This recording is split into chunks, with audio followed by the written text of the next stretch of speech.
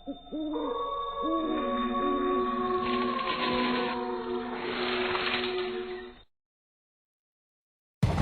का वक्त था। कस्बे से दूर बसे पुराने गांव भैरवपुर की गलियां हर रोज की तरह सुनसान हो चुकी थी। आसमान में हल्के बादल थे और ठंडी हवा के झोंके पुरानी हवेली की टूटी खिड़कियों से सनसनाहट पैदा कर रहे थे। गांव के लोग इस हवेली के पास से भी नहीं गुजरते थे।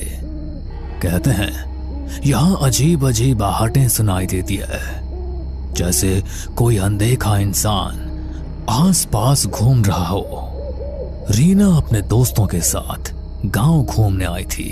सबने मजाक मजाक में कहा, चल रीना, तू तो बहुत बहादुर बनती है। अगर सच में हिम्मत है तो फिर हवेली के अंदर चल। मुझे किससे डर लगेगा? भूत वूत जैसी कोई चीज नहीं होती। रीना अकेली हवेली के अंदर चली गई। टॉर्च की रोशनी टूटी दीवारों पर पड़ते ही डरावनी परछाइयां बनने लगी। वो चौंक कर पलटी। वहां कोई नहीं था। शायद मेरे दोस्तों ने मजाक किया होगा। लेकिन अगले ही पल उसने टॉर्च की रोशनी में देखा, दीवार पर उसके अलावा एक और परछाई हिल रही थी। रीना की सांसें तेज हो गई। उसने धीरे से पुकारा, कौन है वहां? पर कोई जवाब नहीं मिला। बस धीरे धीरे कदमों की आहट पास आने लगी। वो भागकर बाहर निकली। दोस्त हंस पड़े। क्या हुआ? रंग उड़ गया चेहरे से? रीना कांपती आवाज में बोली, नहीं, अंदर कोई था। दोस्तों ने मजाक उड़ा दिया। लेकिन उस दिन के बाद से रीना के साथ अजीब घटनाएं होने लगी। कभी रात में उसके कमरे में किसी के चलने की आवाज आती, कभी शीशे में उसके पीछे कोई धुंधली परछाई दिखाई देती। गांव का नाई रघु रोज रात को देर तक दुकान बंद करता। एक दिन जब वह तालाब के किनारे से घर जा रहा था तो उसे लगा कोई उसके पीछे पीछे चल रहा है। कौन है बे? सामने आ। पर कोई जवाब नहीं। वो तेज कदमों से चलने लगा, लेकिन नाहट भी उतनी ही तेज हो गई। अचानक उसके सामने एक सफेद साया खड़ा हो गया। आंखें गहरी हरी चमक रही थी। रघु, तेरा समय आ गया है, तू बच नहीं पाएगा। रघु जोर से चिल्लाया और भाग खड़ा हुआ। अगले दिन गांव वालों ने देखा रघु पागल सा हो गया था। वो बार बार कहता, आहट मुझे ले जाएगी, आहट मुझे ले जाएगी। अनिरुद्ध गांव के स्कूल में मास्टर था। वो भूत प्रेत में विश्वास नहीं करता था। लेकिन एक रात जब वो हवेली के पास से लौट रहा था तो उसने साफ साफ सुना जैसे भारी जूतों की आवाज उसके पीछे से आ रही हो। अरे ये कैसी आवाज है? यहां तो कोई और नहीं है। वो मुड़ा, लेकिन पीछे सिर्फ खाली सड़क थी। फिर अचानक उसके कान में किसी ने फुसफुसाया, तू बच नहीं पाएगा। रीना, रघु और अनिरुद्ध तीनों अलग अलग लोग थे, लेकिन सबने एक ही चीज महसूस की और वो थी आहट। गांव में धीरे धीरे डर फैलने लगा। लोग कहने लगे कि हवेली में दबे किसी रहस्य की वजह से ये सब कुछ हो रहा है। गांव भैरवपुर में अब हर कोई हवेली का नाम लेते ही सिहर उठता। रीना का चेहरा अब पीला पड़ चुका था। रघु पागलपन की हद तक डर चुका था और अनिरुद्ध मास्टर भी अब रात को अकेले निकलने से कतराने लगा था। लेकिन ये डर यहीं नहीं रुका। सविता रोज रात को अपने आंगन में तुलसी को दिया जलाती थी। उस रात भी उसने वैसा ही किया, लेकिन जैसे ही दिया जलाया उसे लगा मानो आंगन में कोई खड़ा है। कौन है वहां? अंधेरे में कुछ भी नहीं दिखा, लेकिन हवा का एक तेज झोंका आया और दिया बुझ गया। सविता ने माचिस जलाई, तभी देखा आंगन के कोने में एक औरत खड़ी थी, काली साड़ी में, बाल बिखरे हुए। हे भगवान!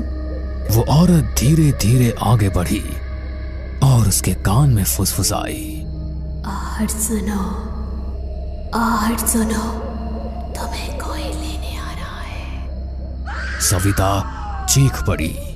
घर वाले दौड़े, लेकिन वहां कोई नहीं था। अगर यहां कोई आत्मा है तो आज मैं उसे शांति दूंगा, वो मंत्र पढ़ने लगा। तभी हवेली की सीढ़ियों पर धीमे धीमे कदमों की आवाज आई। कौन है वहां? कोई जवाब नहीं, लेकिन अचानक उसके सामने लोहे की जंजीर अपने आप हिलने लगी। मोहन घबरा गया, लेकिन हिम्मत करके मंत्र पढ़ता रहा। तभी दीवार पर खून से लिखा उभर आया, आहट से बचना नामुमकिन है। मोहन के हाथ से माला गिर गई। वो भागते भागते गांव लौटा। ये जगह अशुभ है, वहां कोई अनदेखी शक्ति है।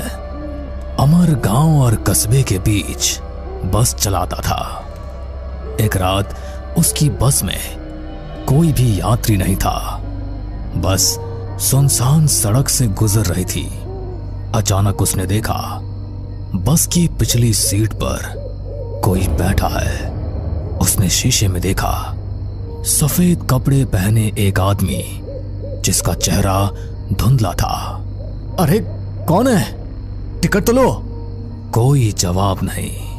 अमर बस रोककर पीछे गया। सीट खाली थी। वो लौटकर ड्राइवर सीट पर बैठा।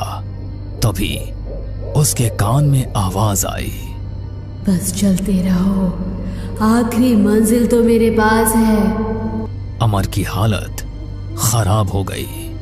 उस दिन के बाद उसने रात में बस चलाना ही छोड़ दिया। गांव वालों की दहशत सुनकर पुलिस ने जांच के लिए डीसीपी अरविंद को भेजा। अरविंद बहुत तर्कसंगत इंसान था। भूत प्रेत की बातों पर हंसता रहता था।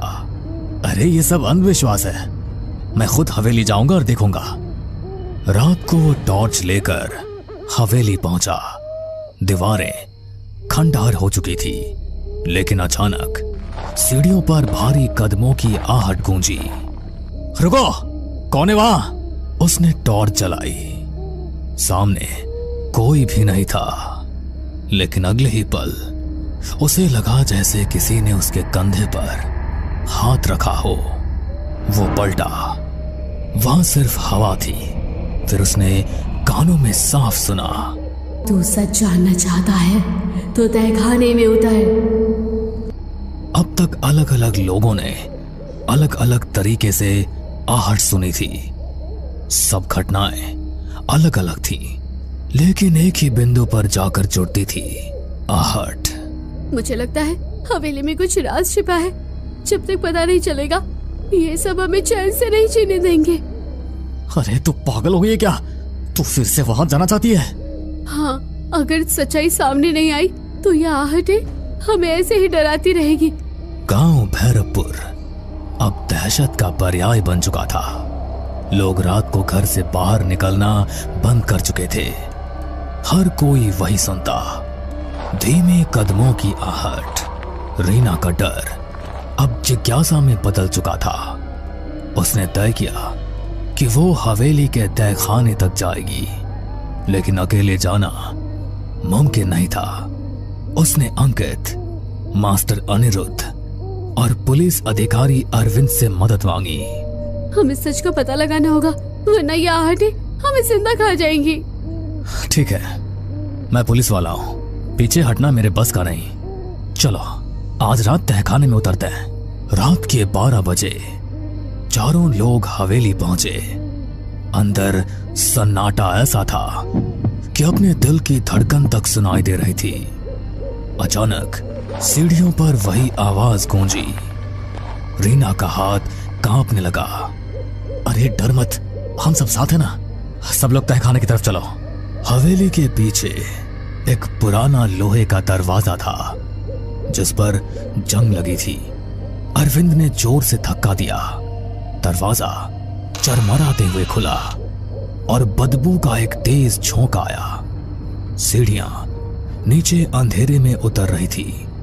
चारों लोग नीचे उतरे। तहखाना ठंडा और सीलन भरा था।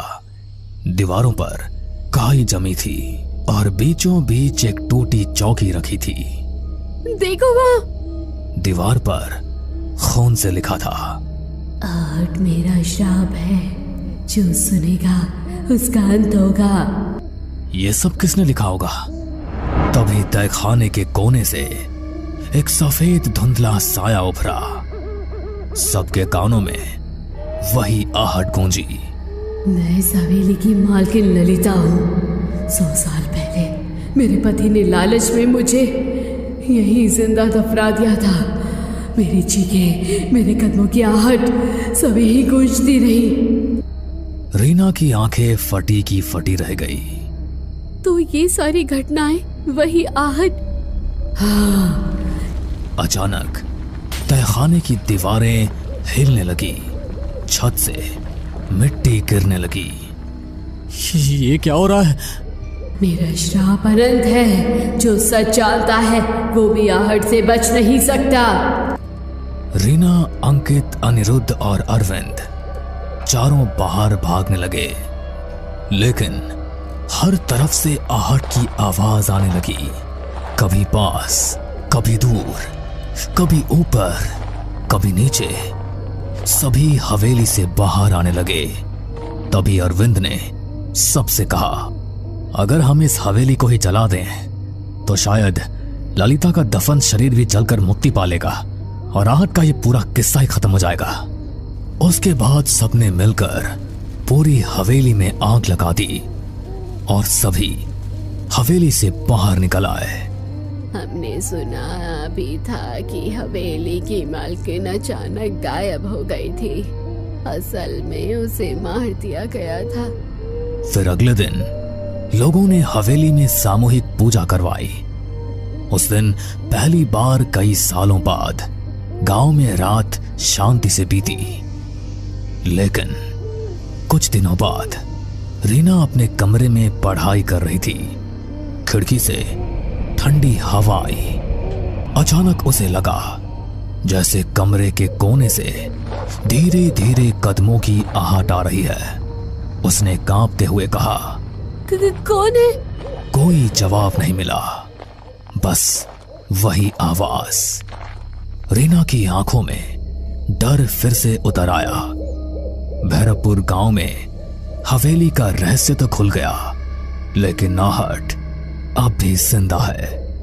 कहते हैं जो एक बार ये आवाज सुन लेता है उसकी जिंदगी कभी पहले जैसी नहीं रहती। आहट सिर्फ एक आवाज नहीं बल्कि एक अंधे का साया है जो हर जगह आपके पीछे पीछे चलता है। बस कभी वो आहट सुनाई देती है और कभी नहीं सुनाई देती, पर डर की दस्तक लेकर आहट सभी के आसपास चलती रहती है। हमें पूरा यकीन है दोस्तों कि आप लोगों को ये कहानी जरूर पसंद आई होगी। अगर आपके साथ भी कुछ ऐसे अनकहे किस्से हो चुके हैं तो प्लीज हमारे साथ शेयर करें। हम जरूर अपने चैनल पर उनको दिखाएंगे। हमारी ईमेल आईडी नीचे डिस्क्रिप्शन बॉक्स में दी गई है, तो प्लीज हमारे वीडियो और चैनल को शेयर एंड सब्सक्राइब करें और बने रहे हमारे साथ ऐसे ही अनकहे किस्से और कहानियां सुनने के लिए।